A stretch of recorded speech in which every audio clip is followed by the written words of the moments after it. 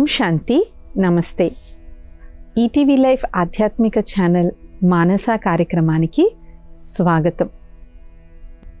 ఈ కాలంలో చూడండి, ఎవరన్నా విహారయాత్రలకు వెళ్ళారు అనుకోండి, అందరూ కూడా ఏంటి, ఒకప్పుడు బోలెడు ప్లేసెస్ చూడాలి, ఒక 10-15 ప్లేసులు చూసేయాలి, అక్కడ ఫోటోలు దిగాలి, ఇక్కడ ఫోటోలు దిగాలి అనుకునేవారు. కానీ మెల్లమెల్లగా ఇప్పుడు ఏమనుకుంటున్నారు, we have to experience the place అనుకుంటున్నారు. ఒక ఎక్స్పీరియన్స్ అంటే మాకు అది ఒక మంచి అనుభూతి అనేటువంటిది కలగాలి అనుకుంటున్నారు.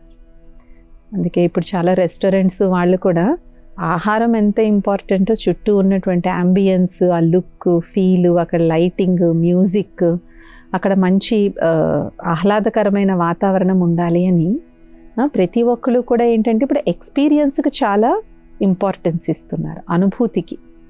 అక్కడికి వెళ్ళాక మాకు ఇలా ఎక్స్పీరియన్స్ అయింది, మేము ఇలా ఫీల్ అయ్యాము అనేదానికి చాలా ఎక్కువ అనుభూతి ఇంపార్టెన్స్ అనేటువంటిది ఇస్తూ ఉన్నారు.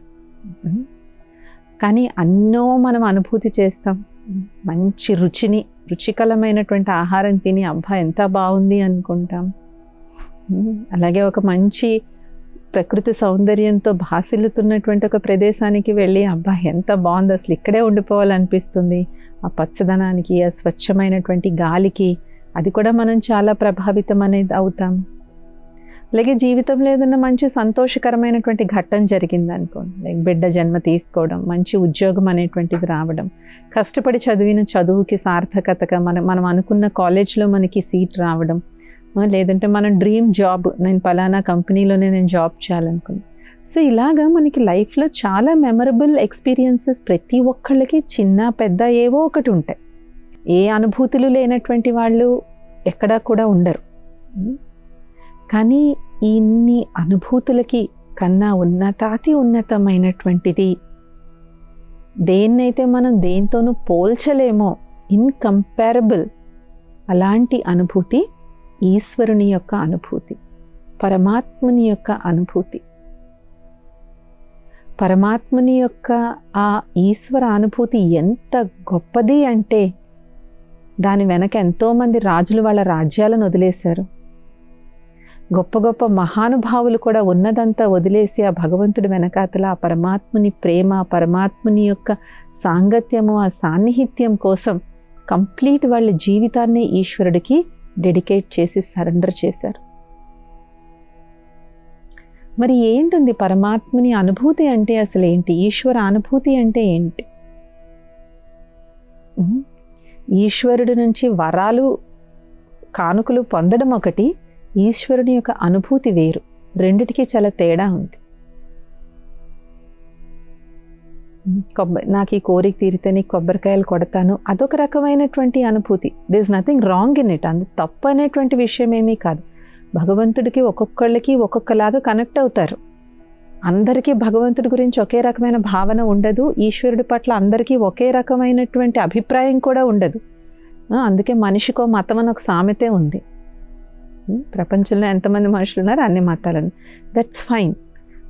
ఇది తప్పు రైటు అని చెప్పడం ఉద్దేశం కాదు. కానీ ఈశ్వర అనుభూతి అనేటువంటిది వీటన్నిటికన్నా మించినటువంటిది. మనం భగవంతుణ్ణి ఎన్ని రకాలుగా కొలుస్తాం? అసలు ఎండ్ ఉందా భగవంతుణ్ణి కొలిసే విధానానికి? ఎన్ని పాటలు, ఎన్ని శ్లోకాలు, ఎన్ని మంత్రాలు, వేదాలు, శాస్త్రాలు, వీటన్నిటి సారం ఏంటి? ఆ పరమాత్ముని మహిమే, ఆ ఈశ్వరుడి యొక్క మహిమే, ఆ పరంధాముడి యొక్క మహిమ.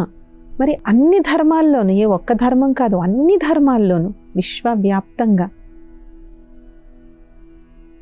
మరి అంత మహోన్నతమైనటువంటి వాడు, అంత ఉన్నతమైనటువంటి వాడు, సర్వశ్రేష్ఠుడు, సర్వజ్ఞుడు, సర్వమాన్యుడు అయినటువంటి ఆ ఈశ్వరుని యొక్క అనుభూతి పొందడము అంటే ఏంటి? భక్త ప్రహ్లాదుని కథ చాలా అద్భుతమైనటువంటి కథ. ఎందుకు అది అద్భుతమైనటువంటి కథ అంటే, అందులో భక్త ప్రహ్లాదుడు అనే భక్తుడు చాలా చిన్న బాలుడు. అతనికి పెద్ద లోకజ్ఞానం ఏం లేదు, ఏదో పెద్ద యుద్ధాలు జయించేలేదు. కానీ ఆ చిన్న బాల్య వయసులో హరినామ స్మరణ యొక్క రుచి చూసిన కారణంగా తండ్రి కూడా సామాన్యమైనటువంటి వాడు కాదు, ముల్లోకాలు జయించినటువంటి హిరణ్యకశిపుడు, అలాంటి తండ్రి ఎదురుగుండా, హిరణ్యకశిపుడు ఎదురుగుండా నిల్చుని కూడా ఎవరు మాట్లాడలేరు.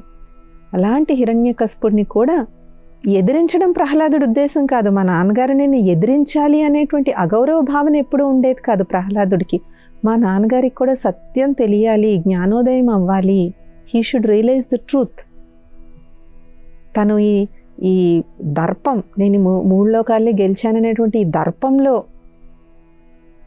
నేను భగవంతుడి కన్నా ఏదో గొప్పవాడిని అయిపోయాను, నేను ఈశ్వరుడి కన్నా గొప్పవాడిని అయిపోయానని అనుకుంటున్నాడు. లేదు, మా నాన్న కళ్ళు తెరిపించాలని ఉద్దేశమే ఉండేది, కానీ ప్రహ్లాదుడికి ఎప్పుడు తండ్రిని ఎదురు మాట్లాడాలి అని, ధిక్కరించాలి అనేటువంటిది ఎక్కడా కూడా ఉండేది కాదు. కానీ అండ్ భక్త ప్రహ్లాదుడు భక్తుల్లోకి అందరికన్నా ఎందుకు ఇది అంటే, అతనిలో ఉన్నది ఒక రకమైనటువంటి ఇన్నోసెన్స్, ఒక రకమైన అమాయకత్వం, ఆ బాల్యంలో ఉండేటువంటి అమాయకత్వం. ఇప్పుడు చంటి పిల్లోడు ఉంటాడు, ఆ చంటి పిల్లోడికి తల్లి ఒడికి మించినంత సురక్షిత ఇంకెక్కడ కూడా వాళ్ళు అనుభూతి చేయరు. అందరి దగ్గర ఏడుస్తారు, కానీ అమ్మ దగ్గరికి వెళ్ళగానే వెంటనే ఏడు పాపేస్తారు. వాళ్ళకి ఏమైనా తెలుసా?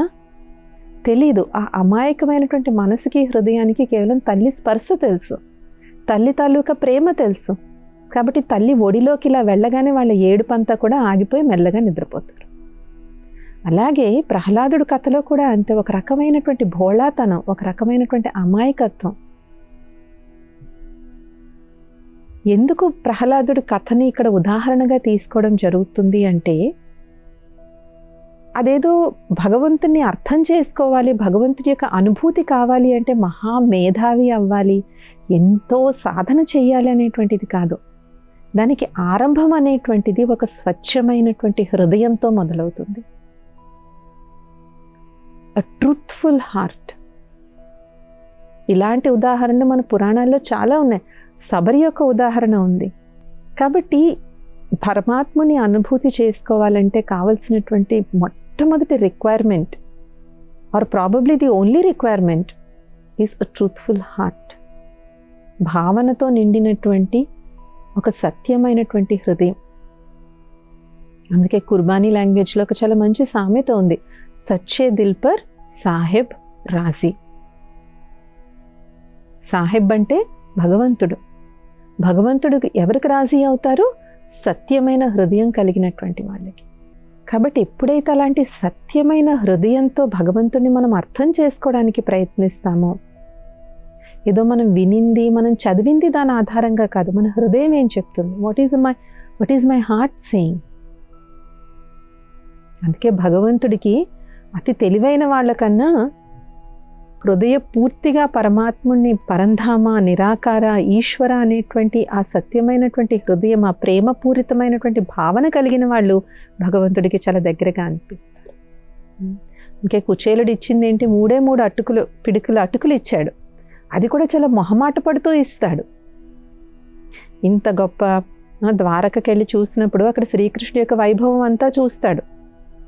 చూసి ఇంత గొప్ప మందిరంలో ఉంటున్నాడు, ద్వారకా నగరానికి ద్వారకాధీశుడైనటువంటి శ్రీకృష్ణుడికి నేను అటుకులు ఇస్తే ఏం బాగుంటుంది. అది కూడా అతని వేషధారణ కూడా చాలా చాలా సాధారణంగా ఉంటుంది.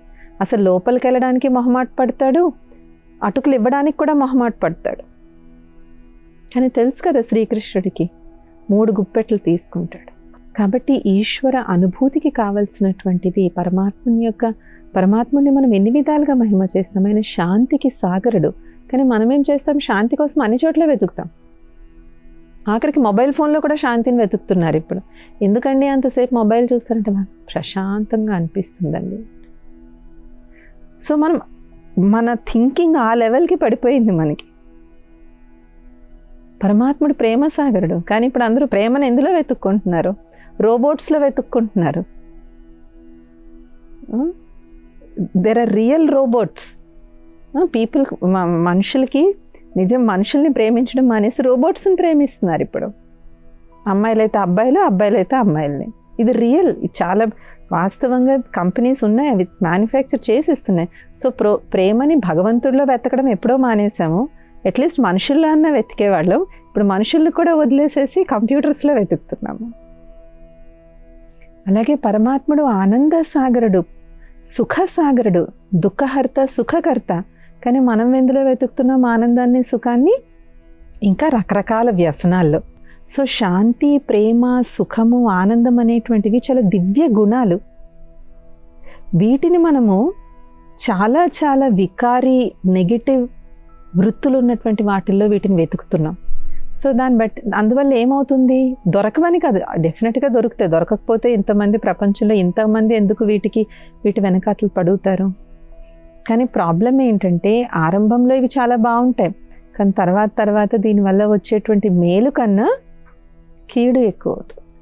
కాబట్టి పరమాత్ముడి నుంచి సత్యమైనటువంటి హృదయంతో నేను ఈ దేహాన్ని కాదు, దేహంలో ఉన్నటువంటి ఒక చైతన్య శక్తి ఆత్మను, అలాగే ఆ పరమాత్ముడు కూడా నిరాకారుడు, అజన్మ, అభోక్త, అయోనిజ, జనన మరణ చక్రాలకి అతీతుడు, ముక్తినిచ్చి జీవన్ముక్తినిచ్చేటువంటి ముక్తి జీవన్ముక్తి ప్రదాత, ప్రేమ సాగరుడు, ఆనంద సాగరుడు, కర్మల గుహ్యగతి తెలిసినటువంటి వాడు, ఇలాగ పరమాత్ముడి యొక్క అనేక మహిమలు ఏవైతే ఉన్నాయో ఆ మహిమలన్నిటి యొక్క స్మరణలో, ఆ ధ్యానంలో ఎప్పుడైతే మనం కూర్చుంటామో అప్పుడు లభించేటువంటి శాంతి, ప్రేమ, సుఖం ఏవైతే ఉన్నాయో అది నిజమైనటువంటి ఈశ్వర అనుభూతి. That is experiencing God. అలాగే పరమాత్ముడిని మనం కేవలం నువ్వే నా తల్లివి తండ్రివి, తల్లివి నీవే తండ్రివి నీవే ఇలా పాట పాడడం కాదు. He is a real mother. ఆయన నిజంగానే మనకి తల్లి, కానీ ఈ బాడీకి కాదు, ఆత్మకు తల్లి. ప్రతి ఒక్కళ్ళకి శరీరానికి జన్మనిచ్చినటువంటి తల్లిదండ్రులు అందరికీ ఉన్నారు, కానీ శాశ్వతంగా ద ఇటర్నల్ ఫాదర్ ఆత్మకు తండ్రి, పరమాత్ముడు, ఈశ్వరుడు, ఆ శివుడు, ఆ పరమశివుడు. అలాగే ఆయన మనకి నిజంగా తండ్రి. అందుకే పరమాత్ముడిని పాలనకర్త అంటారు. తల్లి సృష్టికర్త అయితే తండ్రి పాలనకర్త. తల్లి గర్భంలో ఉన్న దగ్గర నుంచి తండ్రి ఆ బిడ్డను పాలిస్తూనే ఉంటాడు. గర్భం ధరించినటువంటి స్త్రీకి మంచి ఆహారం పెడతారు, ఆమె చాలా ప్రశాంతంగా ఉండేటట్టు చూస్తారు, ఏం టెన్షన్ లేకుండా చూస్తారు. అదంతా పాలన ఇవ్వడమే కదా, ఆ బిడ్డకి, కడుపులో ఉన్న బిడ్డకి పాలన ఇవ్వడమే కదా. సో తండ్రిలాగా పాలన కూడా మనకి చేస్తారు. అలాగే భగవంతుడు మనకి నిజమైనటువంటి గురువు, సద్గురువు. సత్ మార్గంలోకి తీసుకెళ్లేటువంటి సద్గురువు పరమాత్ముడు. భగవద్గీతలో చెప్పినటువంటి ప్రతి మహావాక్యము పరమాత్ముడు ఇచ్చినటువంటి శ్రేష్టమైనటువంటి శ్రీమతం. ఆ శ్రీమతాన్ని మనకి ఎందుకు ఇచ్చారు? ఒక గురువు అంటే ఎవరు? ఈయన మా గురువుగారండి అంటాం. అంటే ఏంటి గురువుగారు అంటే ఏంటి? నాకు మంచి అడ్వైజ్ ఇస్తారు అనేసి. దాన్ని ఇంగ్లీష్లో మెంటోర్ అని అంటారు. ఒక మంచి అడ్వైజ్ ఇచ్చి నన్ను మంచి మార్గంలో నడిపిస్తారు. అందుకే పిల్లలకి మొదటి గురువు తల్లి అని అంటారు. ఫస్ట్ బేసికలీ తల్లే ఫస్ట్ పిల్లలకి అన్నీ నేర్పిస్తుంది కాబట్టి. కానీ ఇప్పుడు ఉల్టా కూడా అవుతుందండి, పిల్లలే తల్లిదండ్రులకి ఇప్పుడు అన్నీ నేర్పిస్తున్నారు. కాబట్టి పరమాత్ముడు మనకి నిజమైనటువంటి గురువు, సద్గురువు. అలాగే పరమాత్ముడు మనకి నిజమైనటువంటి సఖుడు, మిత్రుడు. అందుకే ప్రతిరోజు రాత్రి పడుకునే ముందు కంపల్సరీగా భగవంతుడికి ఒక ఉత్తరం రాసి పడుకోవాలి. ఫిజికల్గా రాయాలి, సెల్లో టైప్ చేయడం కాదు. ఎప్పుడైతే మనం రాస్తామో, రాయడం అనేటువంటిది ఎప్పుడైతే మనం మొదలు పెడతామో ఆటోమేటిక్గా మనసంతా కూడా ఖాళీ అయిపోతుంది. చూడండి, మనం మిత్రులకు అన్ని విషయాలు చెప్తామా చెప్పమా? ఏ చిన్నదైపోయినా ముందు ఫ్రెండ్కి ఫోన్ చేసి చెప్పేస్తాం. అది మంచిదైనా చెడుదైనా. ఫ్రెండ్స్ ఉండాలి ఖచ్చితంగా, జీవితంలో చాలా స్నేహితులు ఉండాలి, ఫ్రెండ్షిప్స్ ఉండాలి, దే ఆర్ వెరీ ఇంపార్టెంట్. కానీ మనం అందరితో అన్ని విషయాలు మనం చెప్పలేకపోతాం ఒక్కొక్కసారి. ఎందుకు? మనకి భయం, మనం జడ్జ్ చేస్తారేమో, మన గురించి ఇలా అనుకుంటారేమో, మన గురించి ఇలా తప్పుగా అనుకుంటారేమో అని మనం అంత ఓపెన్ అప్ అయిపోయి చెప్పలేకపోతాం కొన్ని విషయాలు. అలాగే మన కుటుంబంలో జరిగే కొన్ని విషయాలు ఉంటాయి, అవి కూడా అందరికీ మనకు చెప్పాలంటే ఒక్కొక్కసారి అది కాంప్లికేటెడ్గా ఉంటుంది. ఎంత మంచి ఫ్రెండ్ అయినా కూడా మనం చెప్పడానికి కొంచెం ఆలోచిస్తాం, చెప్పినా కొంచెం సగం సగం చెప్తూ ఉంటాం, లైక్ మొత్తం ట్రూత్ అంతా మనం చెప్పలేకపోతాం. బట్ టు గాడ్, భగవంతుడికి మనసులో ఉన్నది అంతా చెప్పచ్చు. Because he doesn't judge. నువ్వు ఇలాగా, నువ్వు అలాగా అని మన మీద ఒక తీర్మానం చేయరు భగవంతుడు. But in fact he shows us the way. మనకి మార్గాన్ని చూపెడతారు. మార్గాన్ని ఎలా చూపెడతారు అంటే ఆయన మన ఎదురుగుండా వచ్చి మాట్లాడతారని కాదు. మన సమస్యకి పరిష్కారం ఏ వ్యక్తి వల్ల జరుగుతుందో, దేని వల్ల జరుగుతుందో ఆ వ్యక్తి అవి మనకి తారసపడతాయి. ఈ విషయంలో ద్రౌపదికి ఎప్పుడైతే వస్త్రాపహరణం జరుగుతుందో శ్రీకృష్ణుని పిలుస్తుంది. శ్రీకృష్ణుడు వస్తాడు, చీరలు కూడా ఇస్తాడు. కానీ ఆ చీరలు ద్రౌపది చుట్టూ తిరుగుతూ ఉంటాయి, కానీ ద్రౌపదిని మాత్రం కప్పవు. ఎందుకబ్బాయి చీరలు నా చుట్టూ తిరుగుతున్నాయి కానీ ఎందుకు నన్ను కప్పట్లేదని ఆలోచిస్తే ఇప్పుడేంటంటే ద్రౌపది చిన్నగా కొంగు పట్టుకుని ఉంటుంది. అంటే ఏంటి, ఎక్కడో చిన్న అపనమ్మకం ఉందన్నమాట, ఈ చీరలు నన్ను చుట్టవేమో అని చెప్పేసి. ఆ కొంగుని వదిలేసిన వెంటనే చీర ఇమ్మీడియట్గా వచ్చి చుట్టుకుంటాం. సో మనం కూడా ఏం చేస్తాం, ఏదన్నా ప్రాబ్లం వచ్చినప్పుడు అందరి దగ్గరికి మనం పరిగెడతాం. ఎవ్వరూ హెల్ప్ చేయకపోతే లాస్ట్లో మనం భగవంతుడి దగ్గరికి వెళ్తాం. But no, it should be the opposite. First మనం భగవంతుడికి మనం చెప్పాలి, ఈశ్వరుడికి ఫస్ట్ మనం చెప్పాలి. అప్పుడు ఎవరి దగ్గరికి వెళ్తే మన సమస్య సాల్వ్ అవుతుందో భగవంతుడు మనల్ని వాళ్ళ దగ్గరికే పంపిస్తారు. ఎందుకంటే ఆ వ్యక్తులే మన జీవితంలోకి వస్తారు. సో పరమాత్ముని యొక్క అనుభూతి ఎప్పుడవుతుందంటే మనకు పరమాత్మునితో చాలా దగ్గర ఒక పర్సనల్ సంబంధం ఉండాలి. అ close relationship with God beyond any desire. కోరికలు, కామనలు, వాంఛనాలు, అర్జీలు, వీటన్నిటికన్నా బియాండ్, అతీతంగా ఒక దగ్గర సన్నిహిత సంబంధం ఎప్పుడైతే మనకి ఈశ్వరుడితో ఉంటుందో అప్పుడు మనకి పరమాత్మని యొక్క సంపూర్ణ అనుభూతి అనేటువంటిది మనకి కలుగుతుంది. పరమాత్మని యొక్క అనుభూతి అనేటువంటిది ఒకసారి రుచి చూసిన తర్వాత మిగిలిన రుచులన్నీ నిస్సారంగా కనిపిస్తాయి. ఎందుకు భగవంతుడు వెనక అట్లా అంతమంది పిచ్చిగా పరిగెడతారు అంటే it is for that experience, that love and that affection and that care. పరమాత్ముడి నుంచి లభించేటువంటి ఆ ప్రేమ, ఆ ఆదరణ, ఆ గౌరవం అనేటువంటివి ఏవైతే ఉన్నాయో అవి ఎంత ఆస్వాదించినా ఎంత ఉన్నతంగా ఉంటాయి అంటే దాని ముందు మనుషులు ఇచ్చేవన్నీ కూడా చాలా చాలా నిస్సారంగా కనిపిస్తాయి. They are good, it's not wrong, but ఆ లెవెల్ అనేటువంటిది చాలా డిఫరెంట్గా ఉంటుంది. అందుకని ఆధ్యాత్మిక మార్గంలో నడిచే వాళ్ళందరూ కూడా జీవితంలో ఏదో కోల్పోయో లేదంటే జీవితంలో ఏదో ఫెయిల్యూర్ అయిపోయి నడిచేటువంటి వాళ్ళు కాదు.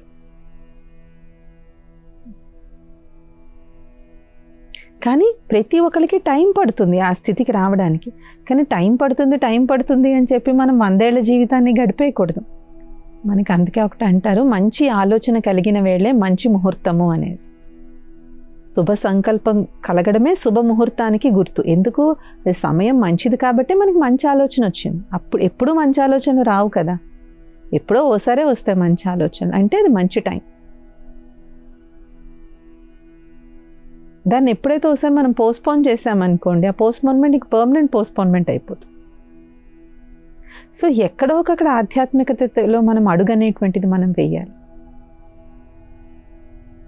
అడుగనేటువంటిది మనం వేసి మనకి ఏం లభిస్తుంది అనే దానికన్నా నేను ఏం అనుభూతి చేసుకుంటున్నాను అనే దాని మీద ఎక్కువ మనం ఏకాగ్రత పెట్టాలి.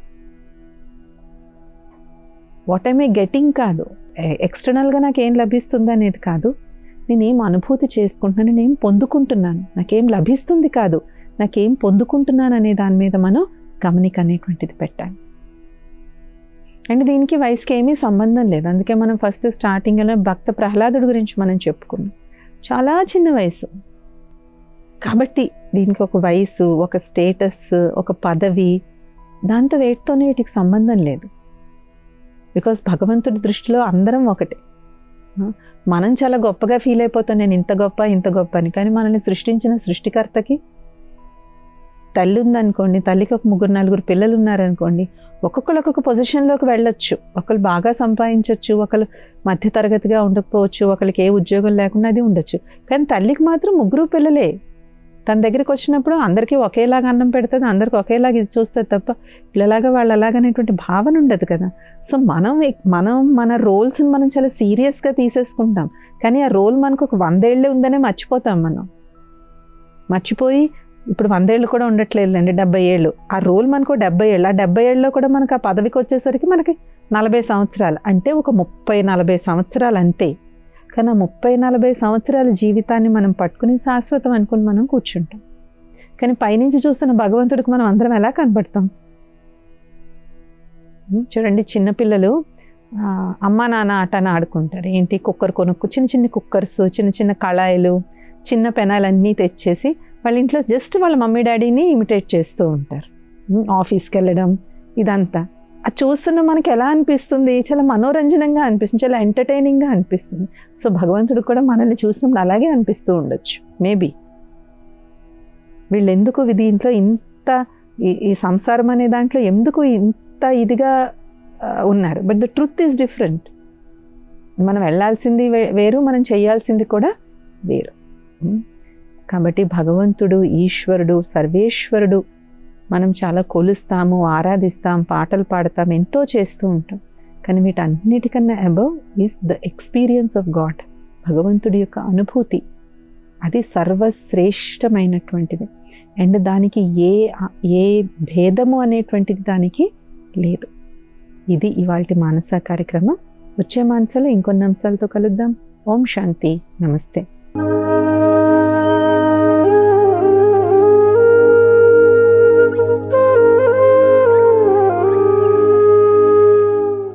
ఈ కార్యక్రమాన్ని తిరిగి చూడాలనుకుంటే www.youtube.com/@ETV Life Spiritual లో చూడవచ్చు.